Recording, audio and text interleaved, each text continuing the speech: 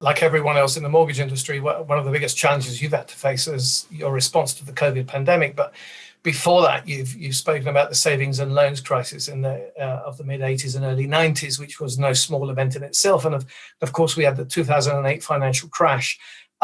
What business lessons did you learn from those two episodes, and indeed from the COVID pandemic?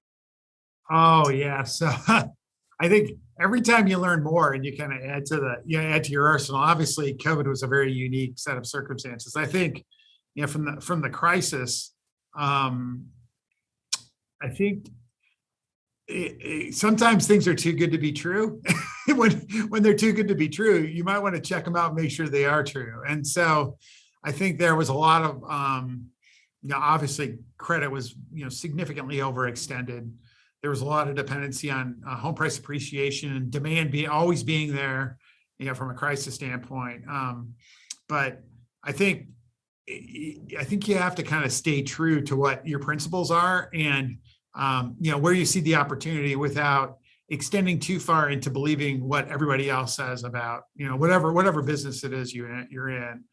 I think, in particular, the thing about COVID is that I was amazed at how quickly our organization adapted to COVID. I mean, literally within a week, we fortunately had the plumbing in place to be remote, because we had a meaningful percentage of our associates that were remote, but we went to 95+% remote within a week. And I had no idea we could do that. So I think what I learned from, COVID, lots of things, but in particular, if you have the right type of culture in your organization, organizations can be very resilient and very adaptive. And I think we were able to leverage that in a way that really gave us the opportunity to grow, of course, in accordance with the market, but also above and beyond what the market was providing to us. So, but every cycle, lots of lessons learned. And I think, one of the things that's probably underappreciated, I've been thinking about this a lot, is that these dislocations don't have to be massive in order for you to take advantage of them. They could be small things, particular segment, particular geographies, but